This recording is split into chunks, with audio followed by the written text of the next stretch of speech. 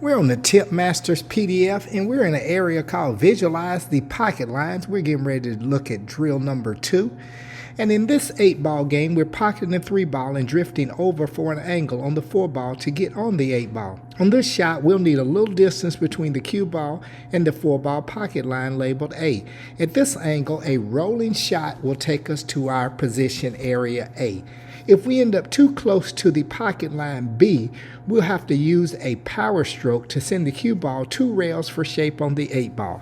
All right, everyone, let's sticker this up and get to it. And do note they do show you a power meter from lag to break to kind of give you an idea. So this first shot is going to be super soft if you consider it's based on a lag and the amount of distance that we have to go. All right, everyone, let's get to it.